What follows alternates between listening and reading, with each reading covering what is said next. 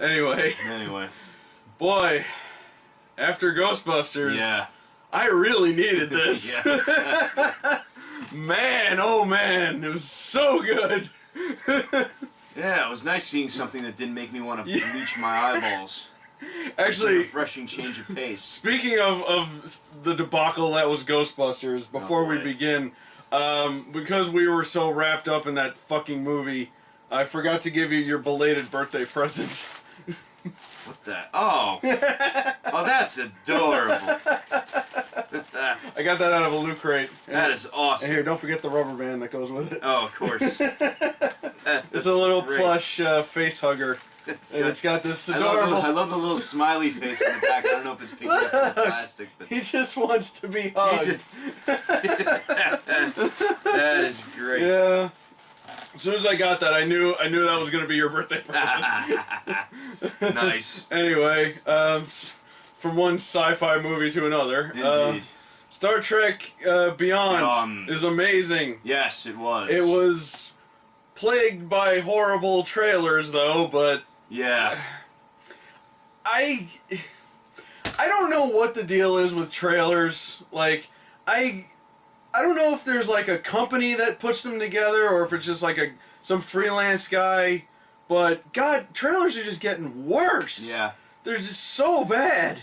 And I honestly, I stopped believing trailers a long time ago. You can thank Disney for that. Yeah. But yeah, stop with the cringy trailers, please.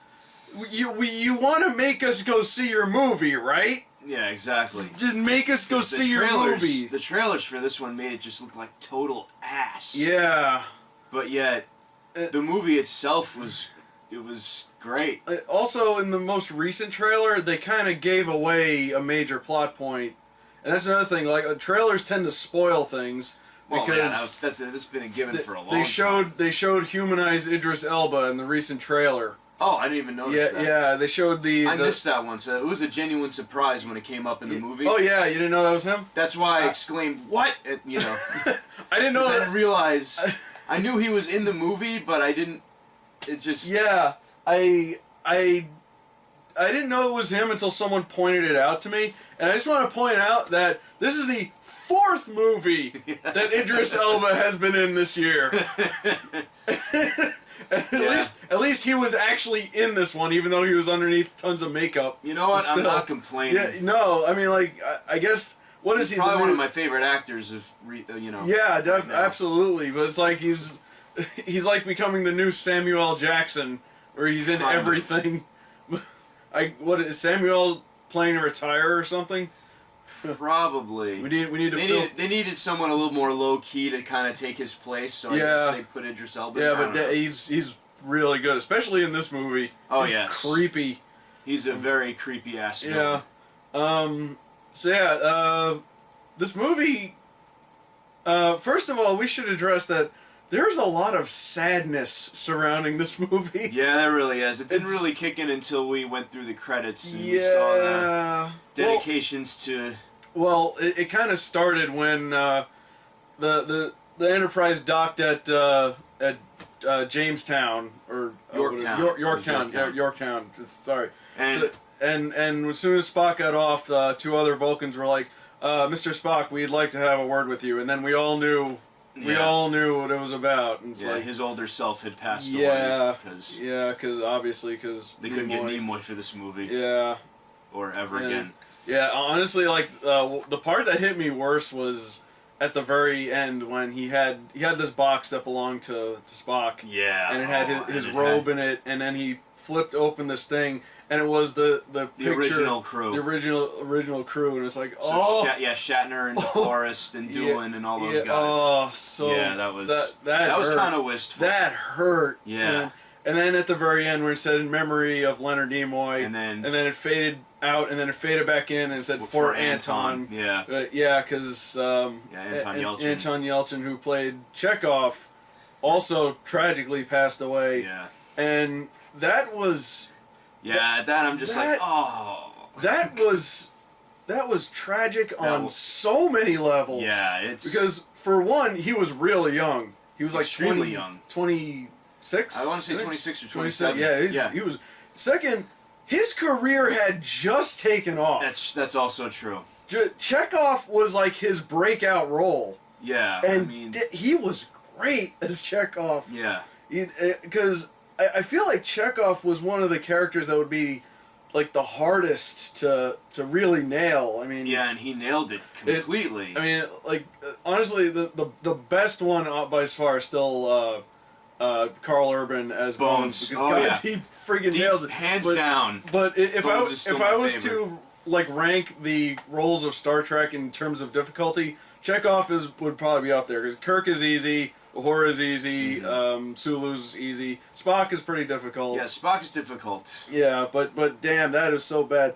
Also, the other thing is the roles of Star Trek are pretty sacred, because they're always played by the same people, except obviously now, because we've entered a new we're gonna call it another dimension, because that's basically what it is. Yeah, it's an alternate universe. Yeah. It's an AU for all you fanfic writers out there. Yeah, pretty much.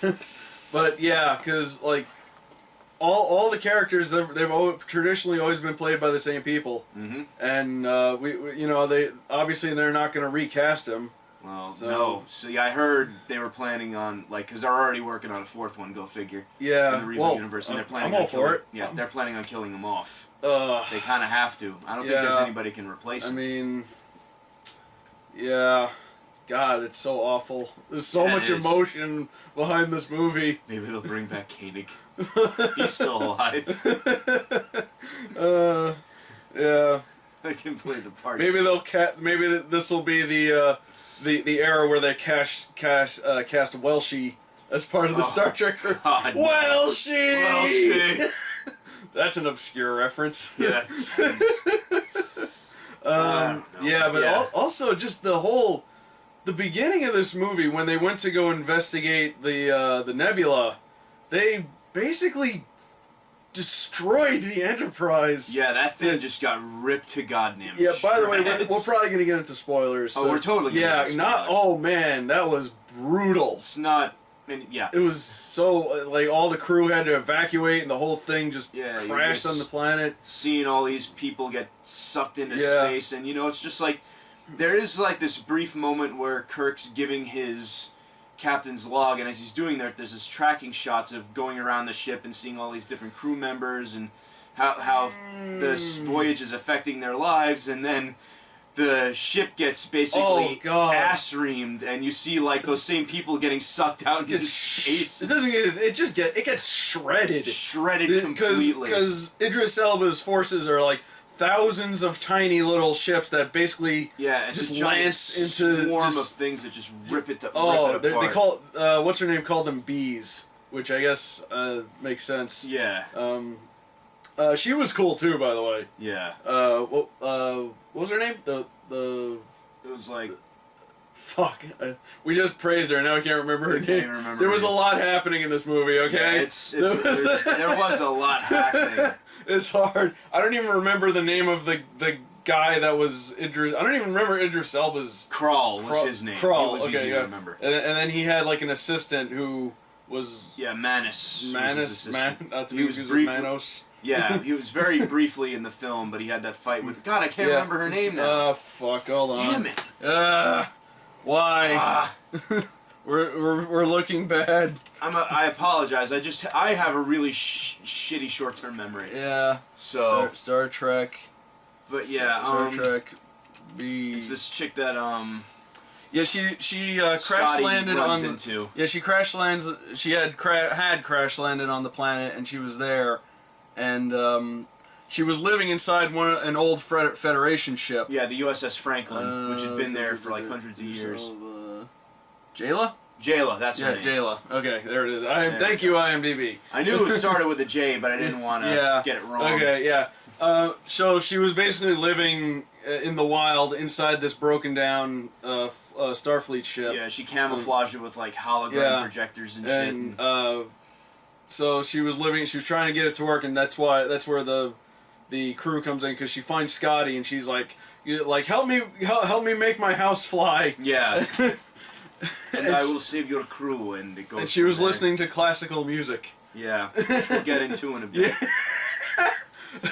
And, that is probably one of the more ridiculous moments in the movie, but it's so yeah, it was so good. Yeah. All right, so yeah.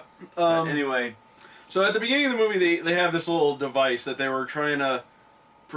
Kirk was acting like a mediator between an two ambassador, species, yeah. and he says that he presented them with some kind of gift from the other side. It was some kind of weapon, ancient weapon that they found. yeah. And so the other side freaked out for no reason. It's like they stole it, didn't they? They're gonna murder us in our sleep and eat us. My favorite part was like he presented it, and the guy was like, "What's wrong with it? Yeah. Why would they give us this? Yeah. Why don't they want it anymore? Is what he said.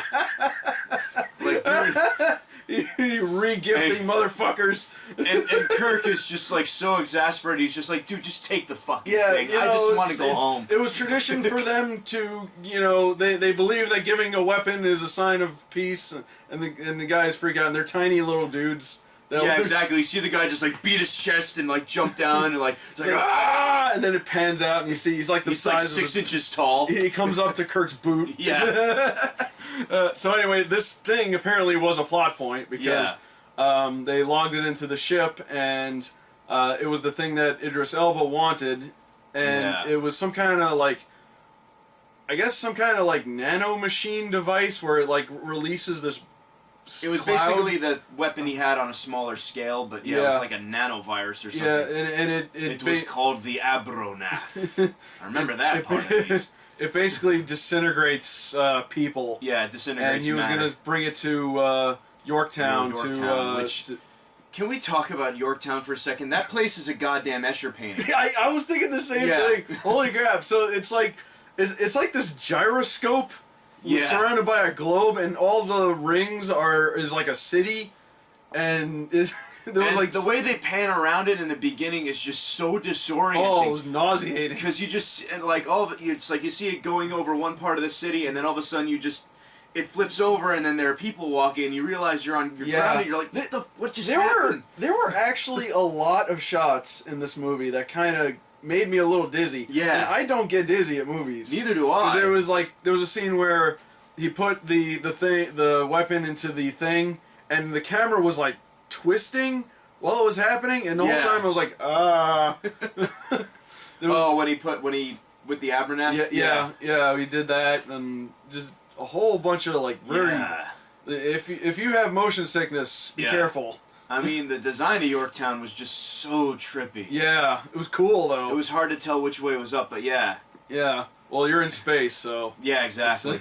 But again, MC Escher, would have loved that thing. So he planned to use this thing to destroy the whole city. Yeah. So they fire up the Franklin. It was called the USS Franklin. Yep. It was what did they say, the first Starfleet ship to have a warp 4. Yeah. So it was built in the 2160s, so it was about 200 years before. And spoilers, it turned out to be Idris Elba's ship because he was a human and named Balthazar Edison, who was captain of the Franklin. I would say maybe the weakest part of this movie. Well, it's not that weak, but his motivations were kind of like he was basically just crazy. Like, because he was basically reduced to from a Starfleet captain to some weird, freakish space vampire. Yeah. Well, his whole thing before that was... Any of you in the audience ever see Life Force? It was kind of like that. It was the movie, right? Not the game. Yes, the movie. Okay. Yeah, so it's like... but they went before when he was part of the military instead of Starfleet. And apparently his gripe was that he was kind of pissed that there was no more war. Yeah, essentially. He was one of those kinds of soldiers, like, well, we need to always be shooting, and yeah, exactly, because he came from a time before Starfleet, so there were still wars with the Romulans and everything else, and he was that was pretty much it. I guess that makes sense. Yeah. Then he lived for conflict, and he wasn't getting it anymore. Yeah, so they crashed on this planet, and I guess they had been stuck there for a while, and no one came to help them, so it was like, Starfleet is not coming to help us. And he found some technology on this planet that prolongs life, but it also turns you into a scary lizard man. Yeah. By Star Trek logic. Yeah. So, yeah, I mean, I kind of like crazy villains. Yeah. Just out of their minds, but and it's not bad. It's just maybe something else. You know, maybe there was like more of a reason why he was crazy instead of just he was just a warmonger or something or whatever. Well, keep in mind he was also trapped on that planet for hundreds of years. Yeah, too. that too. I'm sure it was a whole series of things that clearly led up to. That definitely warped his head. Yeah. So. I mean, hell, after the age of 25, time just becomes an amorphous blob. I can only imagine after 2 centuries. Oh God. Anyway, let's talk about the best scene in the movie. Yeah. Yes. So the bees are heading for Yorktown, and they have to. They're trying to figure out how to like stop them. Yeah. And they figure that they work by some. They're communicating with each other. Across universal frequencies. Yeah, they're Crawl like, was controlling all of them. They're like a hive mind, so they needed something to disrupt that on a separate frequency. So, fuck? I forgot her name again. Jayla. I remembered this time. So Jayla was listening to classical music, aka music from the 90s, which was loud and shouting. Screaming. I like the beats and shouting, so she was listening to like Fight the Power and stuff. Yeah. So they hooked up her radio to the Franklin, and they blasted Sabotage by the Beastie Boys. Yes. And apparently that was enough to make all of the ships explode. Exactly. So, once again, we have defeated an evil alien race with the power of music. But you know what? They used the Beastie Boys, so suck on that, Robotech. Now, you know what? When Andres called this Star Trek Macross... Our friend is a really big, like, mech anime fan.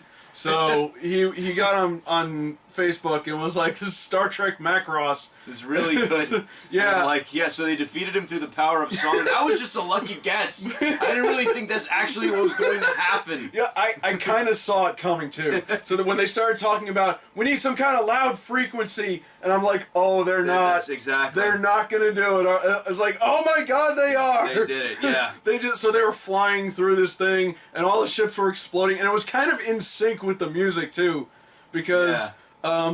Yorktown had to pick up on that. I guess they sent them a message to say, here's how you take them down. So they started blasting the frequency too, and at the part of the song where they go, whoa! Yeah. They're like this shockwave comes out of Yorktown and just all the ships destroys explode. all the ships. This was incredibly stupid, but amazingly awesome. Yes, it was. It was simultaneously cringeworthy. So many emotions at the same time. I know, because people were kind of mad about the Beastie Boys being in Star Trek for some reason. But at least it actually had a practical use. It just wasn't sizzler for the They trailer. tied it in. See, y'all didn't believe. Yeah. Y'all. But now the more I think about it, though, going back to the whole the Macross analogy, if you think about it, Crawl and all those guys that were his former crewmates that became the freakish space vampires who strive for war, they're essentially the Zentradi. Pretty much. Yeah. Yeah. So there you go. If you really want to lock Except it in. they're not giant. No, they're not giant, but they're still war hungry. Yeah. Honestly, They don't know how to fix shit. They just cannibalize whatever they find. Yeah, I was kind of getting a Klingon vibe from them because they kept talking about how you know we are strong, we are survivors, and you make peace, and you are weak, and all that stuff. A lot of alien races are like that. Yeah, it's kind of a sci-fi trope. It's just like, yes, we will die with honor. Yeah. What about the escape pods? We will not use them with honor. You sure? They're right there. You're gonna die without them. Nope. I'm good, Gary. Honor. Yeah, honor and stuff. But honor. Okay. I'm just gonna go this way. Yeah, I think this is the best of the 3 Star Trek movies, of the new generation, obviously. Yeah, I would have to say. Well, I'm pleasantly surprised there's actually a third part in a series that isn't just total ass. Yeah. You know why? Because that's really a curse with a lot of franchises. Yeah, I will admit that I'm not that knowledgeable on Star Trek. I've watched pretty much all the movies. I've caught first gen, next gen Yeah. episodes now and then. I've never actually watched the entire thing through. I would like to one day, maybe when I'm retired and I have nothing else to do. Just watch all of TNG in one block. Yeah, but I feel like this movie felt like its own thing. Like it didn't feel like it was based off of something. I'm sure there were things in it that were based off of Star Trek, but it was kind of the problem people had with Into Darkness because it was basically it a was rehash of an episode. Not just an episode, but the movie, the best movie in the entire series, the Star Trek true. 2. It really took both from that and from the Space Seed episode, so it was kind of like, that's where a lot of people were lost. I think the biggest problem was the fact that it didn't have the balls to follow through on the risks it took. Yeah. Because if they really wanted to be different, they would have had Kirk stay dead. They wouldn't have come up with all the bullshit with the tribbles and everything. Yeah. But then the main character of the series is dead. I know, but if you're gonna do that, maybe going that route. Maybe or maybe not have Kirk do it. Maybe someone else. No, because it was originally Spock who ended up dying, and then led into so Search they basically for Spock, reversed. which is another terrible movie. But anyway. But yeah, a lot of people had a problem with that movie, which is a shame because Benedict Cumberbatch was great. He was great. In that movie. And if they had enough confidence to make it its own thing, kind of like this movie, then it would have been more well received. But but this was pretty good. I would say of the three movies, this one is my favorite. So yeah, I'd have to agree. Yeah, I mean the first one had a lot to prove. It really did, and it followed through. This is rebooting Star Trek was an intelligent move, but also a very risky move. Because if you want to continue the series, you gotta reboot. You can't have the old cast. No, you can't. Come back and do stuff. Half of them were dead by that point. Yeah, so rebooting it was risky because people, they needed to accept the new characters. Yeah, and that movie walked a tightrope. Yeah, it did. Up in but you know what? They pulled it off. They did pull it off. They pulled it off very well, and they made it exciting. I was very invested in it. Yeah. It's the way a reboot should be done. Yeah. Shots Unlike fired. some franchises. Yeah. Some franchises which will not be named. No, not anymore. But I'm you done can read talking through about the check the video history if you want to know how we check feel. the last video. We're done talking about it. Yeah, we're done. I'm so happy that this movie was as good as it was. Yes, because same. I wanted to destroy that other movie. Yes. That which will be referred to as that other movie. Yeah, that other movie. Oh boy, and I think it will wash the suck out of it. I think it will. From what I've read, that other movie did only a little bit better on its opening weekend than the original. Ah. Yeah, the sequel actually exceeded both of them, apparently. I didn't even know that. Dang. But yeah, Star Trek Beyond was amazing. Yeah, definitely check it out. Yeah, definitely check it out. And get your dollar bills ready. This is well worth your time. Definitely. Give this one money. Yes, give this one money. All right. Well, Star Trek Beyond, I guess that's all I got to say about it. Same. So, all right. Take care.